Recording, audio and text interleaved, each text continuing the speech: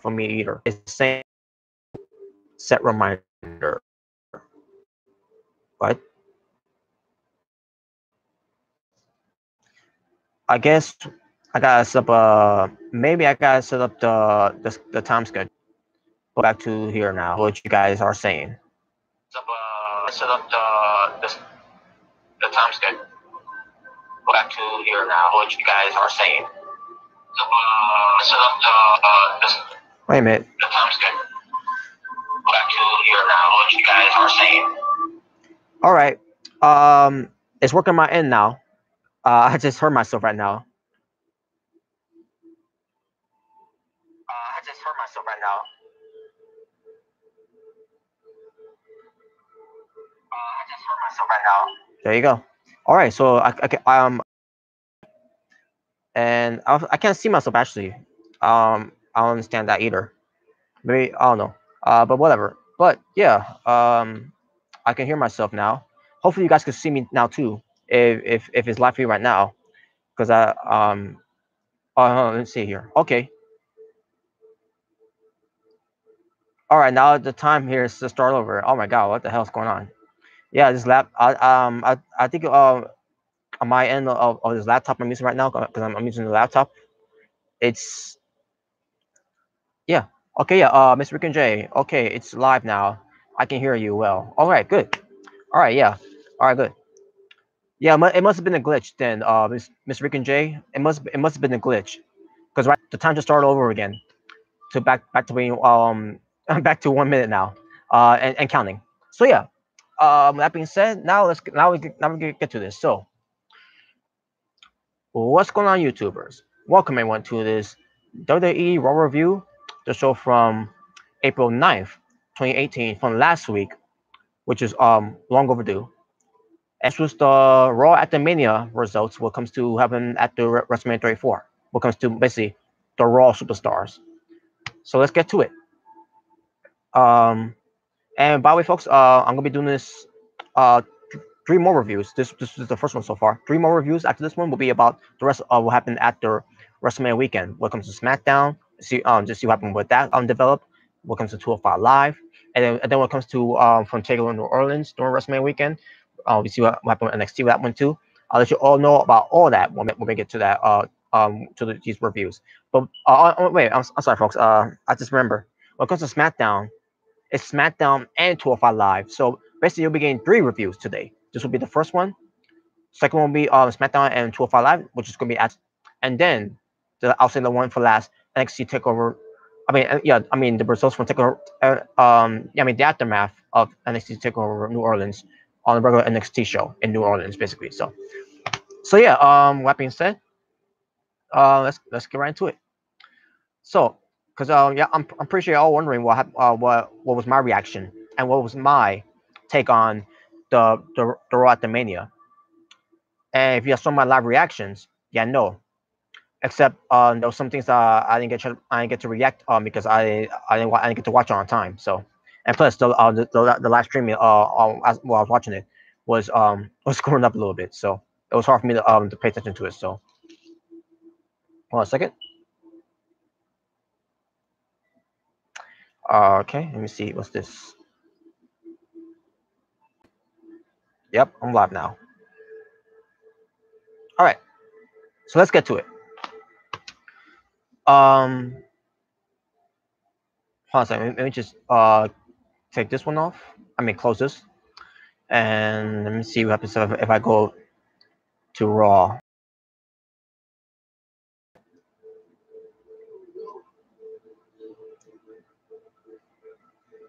All right. What's up, Anthony? Thank you for watching. Now, I just went to another tab and just to see if it's gonna screw up the live recording. And by the looks of it, no, it's not. It's not doing that at all. So here we go. So WWE Raw at the Mania results from, like I said, from April 9th, 2018. Still in New Orleans, Louisiana. Michael Cole, Corey Graves, and Jonathan Coachman on commentary. Hold on a second.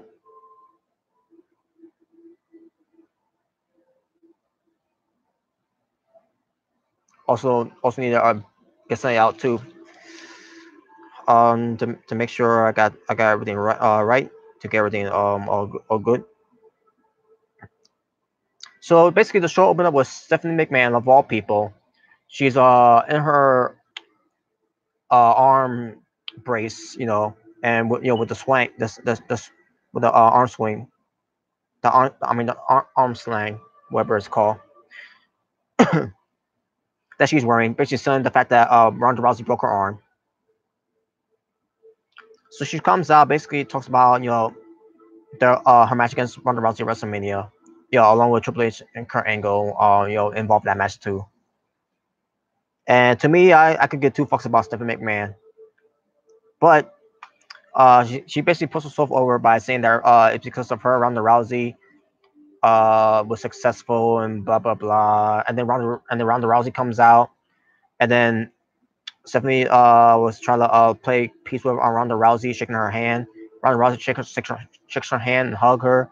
All of a sudden, she had she was all smiling and everything, and then she has a look like she wants to kill her again. So she puts it back in the arm bar, takes out the arm brace, the arm sling, and wrenches her arm with the arm bar. And Stephanie McMahon was driving in pain. After that, Stephanie McMahon was continuing to act like she's acting. That was the most horrible I've ever seen from Stephanie McMahon, in my opinion. And with that being said, we can move on.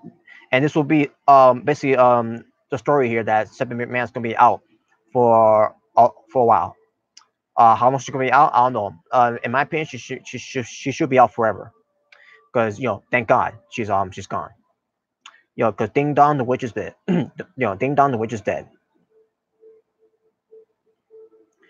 As you can tell, I have no sympathy for Stephanie McMahon. So let me get Nia Jax coming out. She comes out. She's still in her WrestleMania attire. What comes to her the see-through bodysuit that she's wearing. And she's having a victory celebration of her winning the Raw Women's Championship, and about how she conquered, her bully, Alexa Bliss from bullying her and blah blah blah, like that even matters. So Alexa Bliss comes out with Mickie James, and Alexa Bliss makes an excuse of why she lost. What a surprise! What a freaking surprise!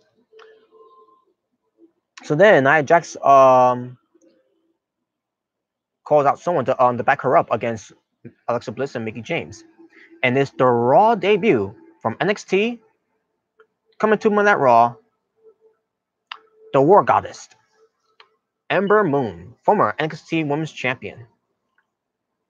So yes, Ember Moon makes her debut on Raw, and we have a match, and match itself was pretty decent. To start Monday Night Raw. Besides the whole Stephanie McMahon coming out there. Alexa Bliss was alright. Mickie James at this point she doesn't care anymore by the looks of it.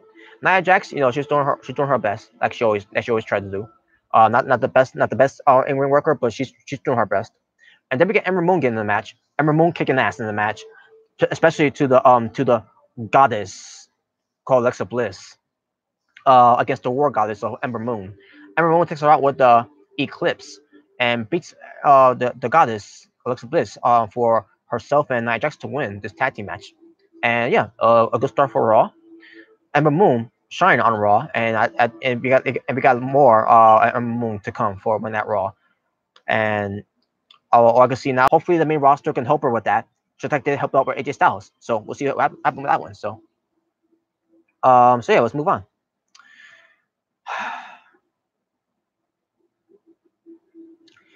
Kurt Angle backstage with Braun Strowman and Nicholas.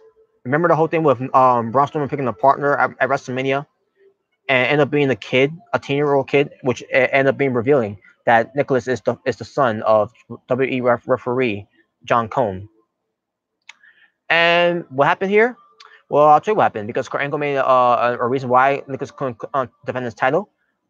Because he's got school schedules. So after all this bullshit they did with Braun Strowman, just to be part of WrestleMania, to have him bury the tag team division, when it comes to building up this whole thing with Braun, making his path, find his own path to WrestleMania, where he buried the Raw tag team division, he buried the Raw tag team championships by beating the Bar, and more importantly, buried the Bar, just so Kurt Angle could strip them of the Raw tag team championships. Well, at this point, this better be the way of trying to revive the Raw tag team division after that bullshit.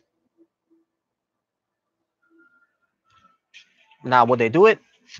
I don't know. It depends for those that was part of Raw as a tag team, which I'll get to more of that for tomorrow's Raw review. I'm not gonna do it today because I'll be running out of time today. So for that, so I'll try to do that tomorrow if I can.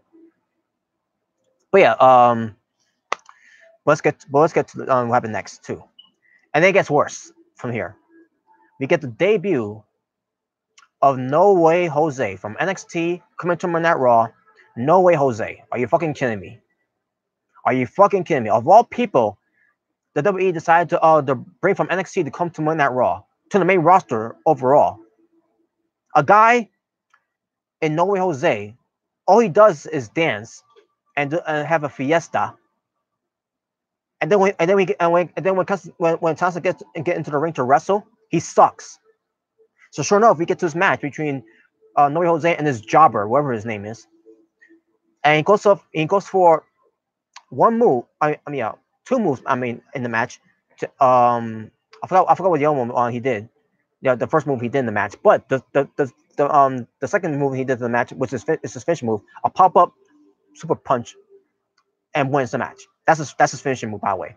The fastball, wherever it is, but no, the pop up fastball, whatever, fastball punch, whatever. I don't give a fuck. No Way Jose is fucking garbage. He's fucking trash. And the fact that they brought him to the main roster before Andrade Cien Almas is a fucking joke.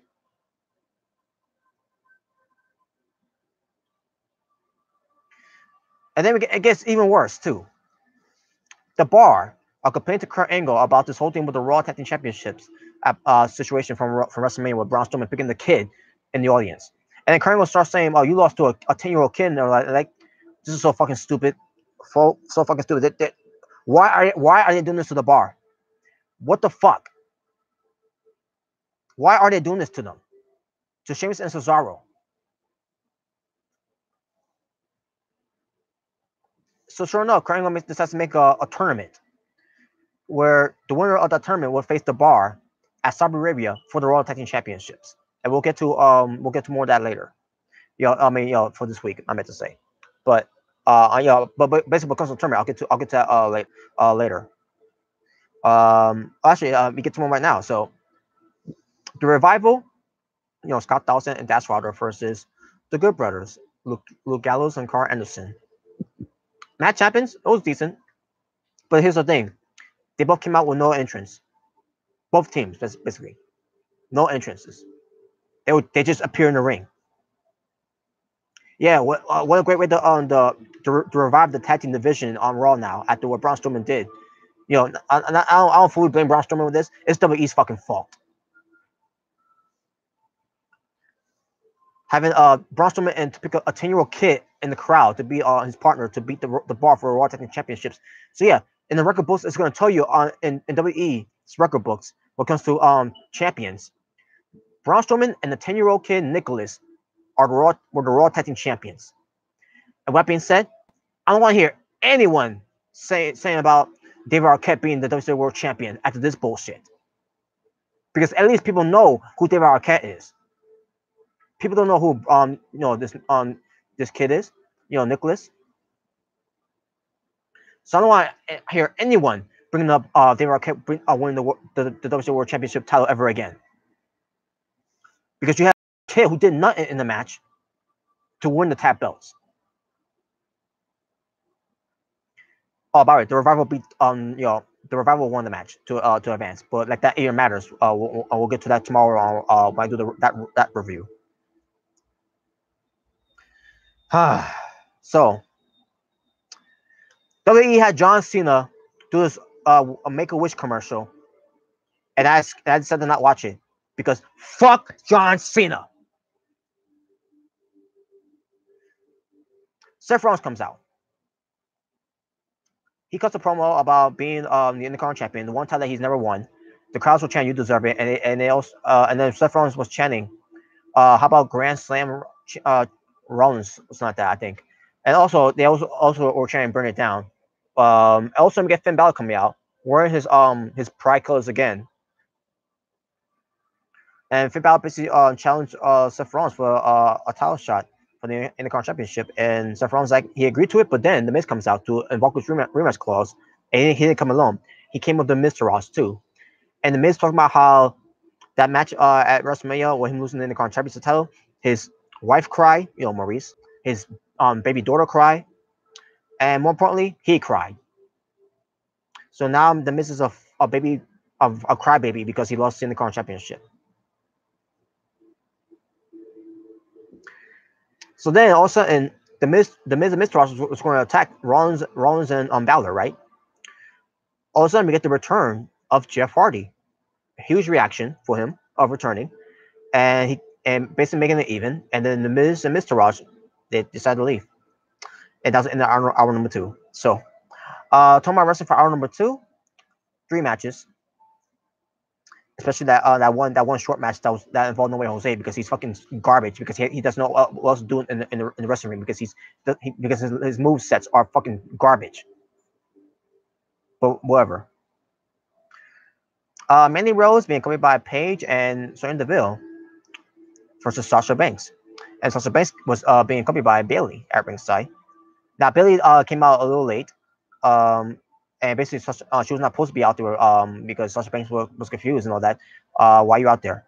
That was how I took from it when she was there. So the match happens. It was decent. Paige and I mean not Paige. Paige she can't wrestle anymore. Paige and excuse me, Sasha Banks and Mandy Rose wrestling.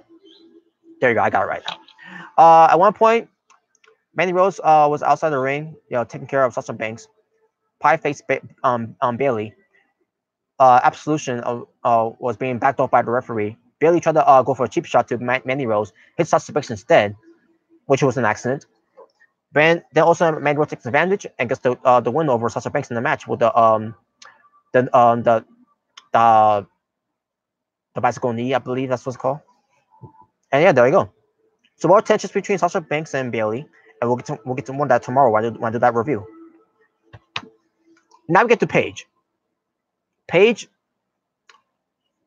does her retirement speech. So WWE has forced another one in the WWE to retire. And as she was doing this retirement speech, Absolution leaves the ring. Mandy Rose and Sonya Deville because it was Paige's time. So yeah, Paige is retiring. To me, I think it's bullshit. I mean, if you want her to retire, why couldn't she retire months ago when that incident happened with her during the house show? I don't know. To me, they just wait too long, and they never really mention if I don't think they ever did mention about the whole thing with Paige being that seriously hurt what comes to her condition or what was going on with her. I don't know. But yeah, Paige is retiring, and we had the crowd chanting to Paige, thank you, Paige, and they were chanting, this is your house to Paige, basically showing her respect. And she ends by taking her shirt off that she had wrapped around her waist, place it down, and then she leaves the ring, and that was it. Paige is now officially retired from from professional wrestling in the WWE. Unbelievable. So yeah, again, WWE forced another WWE superstar wrestler to retire. And we'll get to more about Paige. I do the next review, which is going to be the SmackDown one. After this one, Elias comes out. He does his concert, and he gets interrupted by the return of Bobby Lashley, Walking Armageddon, the Dominator, and the legit badass on the main roster of Raw right now.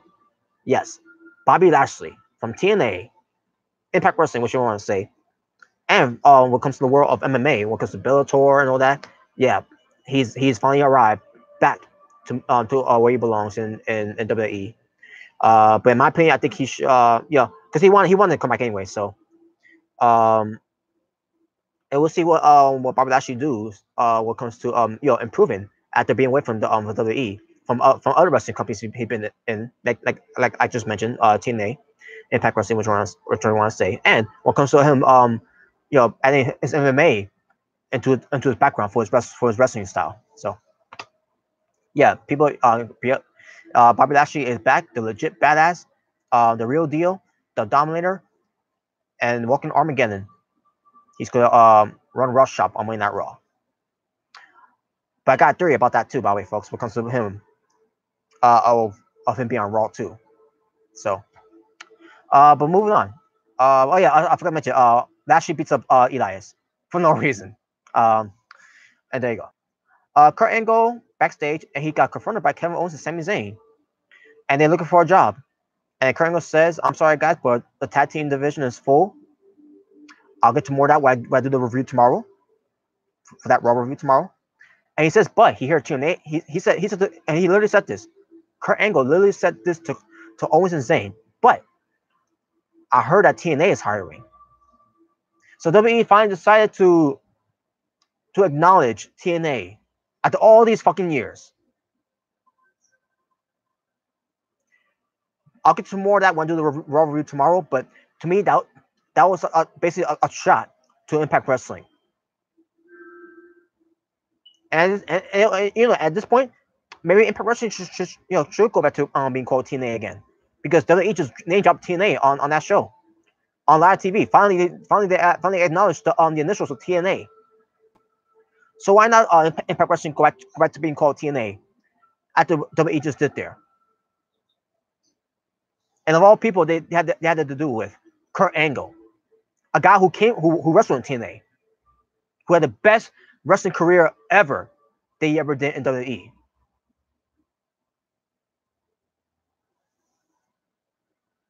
But whatever, right? But he says he has a solution for Owens and Zayn, that he's gonna have these two have a match, and whoever wins gets a Raw contract. So only one of either Kevin Owens and Sami Zayn could get that Raw contract. So, and we'll get to that match later.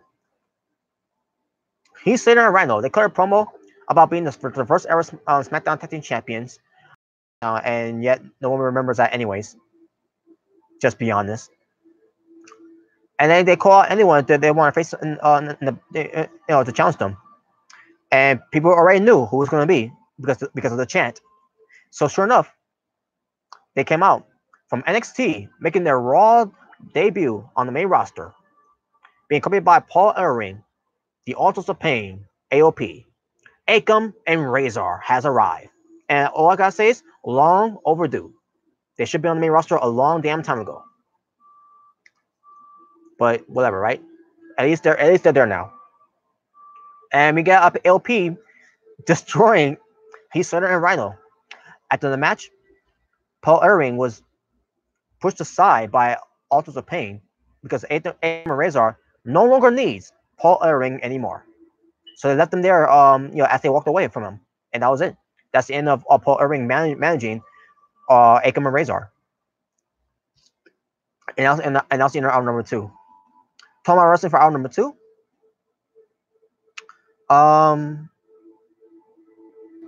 Yeah, 2 matches. So far, we just have 6 matches on Raw from last week. When it comes to the Raw at Mania. Now let's get to hour number 3. Hour number 3, we get boring fuckface. All right. So we get boring fuckface, the uncharismatic anathema, the annoyance, the big tard with big dog shit for brains, dipshit knucklehead. I'm trying to come up with all these names now. Roman Reigns. He comes out and he gets booed again. So then Roman Reigns cuts a promo about he got his ass kicked and all that. He's like, I own it and everything. He didn't get the job done. And then he says, but I'm here and Brock Lesnar still ain't here.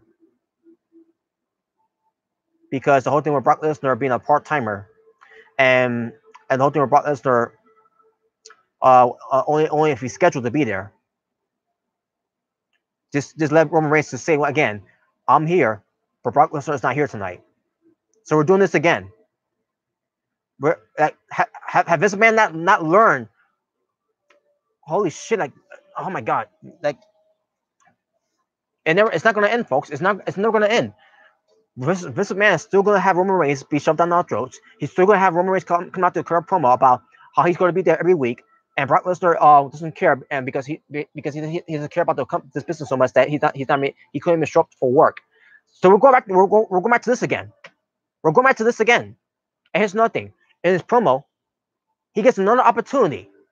Even though he just has opportunity against Brock Lesnar at WrestleMania and lost. He gets another opportunity again at Saudi. Are you fucking kidding me? But this time it's going to be in the steel cage. Doesn't fucking matter. He already has opportunity and he lost. Why the fuck is he getting a rematch up against Brock Lesnar for the Universal Championship when he lost?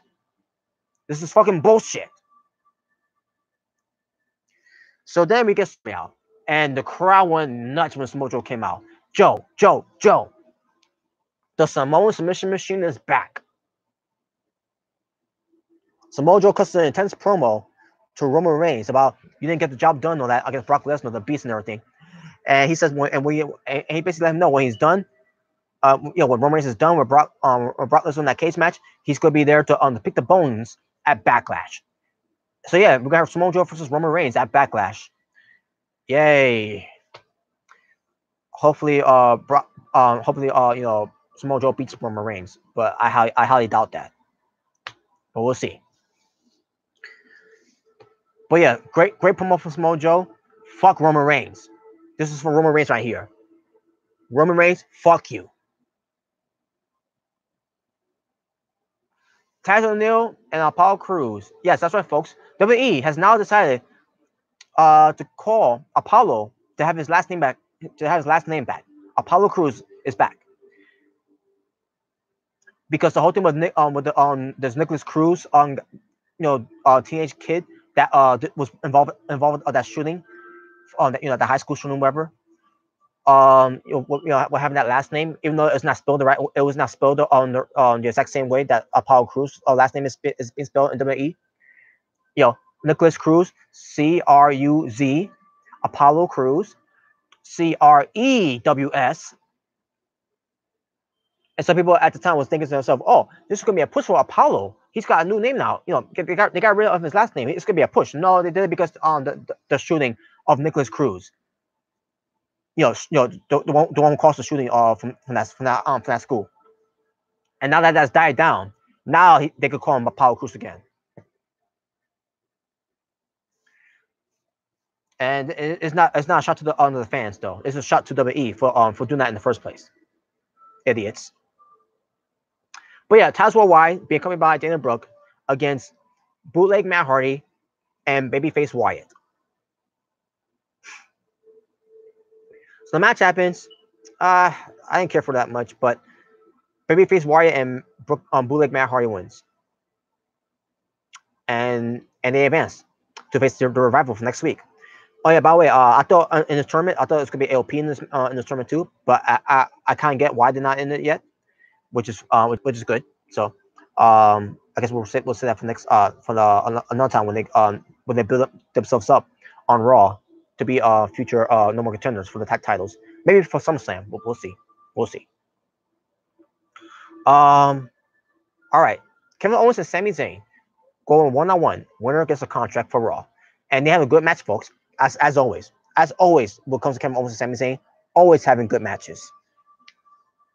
But this was different because both of them ends up being counted out in the ring because they both couldn't get back up at the count of 10. and they lost. So that means none of them gets a Raw contract, which means they're both still remain fired from WWE. Basically, when it comes to having a job with the WWE.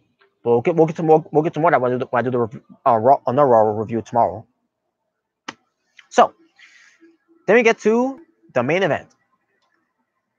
But before we get to that, we get Jeff Hardy, Finn Balor, and Intercontinental Champion Seth Rollins walking backstage. Also, bootleg Matt Hardy and Jeff Hardy. They met backstage and they start talking. And then we get Babyface Wyatt coming in, and then Babyface Wyatt hugs Jeff Hardy, basically having this whole talk about obsolete, woking, yes, And then after that was over, Balor and Rollins looking like what the hell. And then Jeff Hardy said, "Don't worry about that," And then he walks off. And Balor and Rollins still had a look on their face like, what just happened? What to me, it was like, whatever. I'm just like, can we just get to the match already? So sure enough, we get to the match. The Miztourage and the Miz, because of the Miztourage, Curtis Axel and Bo Dallas versus Jeff Hardy, Finn Balor, and in the current champion Seth Rollins. Match itself, pretty good. Pretty good main event match.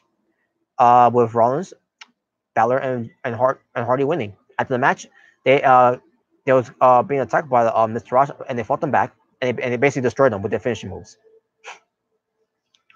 And especially the Miz too, by the way. And there you go, folks. That was the Raw review. So tomorrow wrestling for Raw for hour number 3. I believe it was 2 matches. No, actually, it was 3 matches. Yeah, 3 matches. Well, there was more wrestling on Raw than there was during the home show of Raw, weeks ago. So that being said, tomorrow wrestling overall for WWE Raw was 8 matches. And my overall stream for this show, when it comes to WWE Raw, the Raw at the Mania, it was a decent show. Wasn't anything I will go back to watch again, but I thought it was decent though for what it was. Wasn't a crazy show like all Raw at the Manias. It wasn't that crazy, because you had a lot of people that was during all these wrestling clinics when it comes to WrestleCon, because of Impact versus Lucha, and when it comes to Ring of Honor with the Supercard of Honor, and when it comes to NXT, and then when it comes to WrestleMania, and then when it comes to Raw, obviously it wasn't that crazy. So they were obviously too tired to even make it a crazy night for Raw. So yeah, that's what I thought was decent. So I'm gonna that was all right. 4 out of 10. I'm on my Bret Hart there. Standard Bret Hart. Standard Bret Hart. A standard Bret Hart rating basically. So there you go, folks. After this one, I'm gonna do another review about SmackDown and 205 Live regarding what happened with them after WrestleMania. So that being said, thank you for watching. If this is your first time watching me, my name is Robert Serrano Jr., Natural Born Thriller, Good Boy Gone Bad. And if you don't like it, beat it, because no one wants to be defeated. Please subscribe. Also, if you enjoyed this video, give it a like. If you didn't enjoy this video, give it a dislike. There we go. Give it a dislike. The choice is yours, and yours alone. And that being said, I'll see you all in a few minutes. But for now, peace on the streets. And fuck John Cena.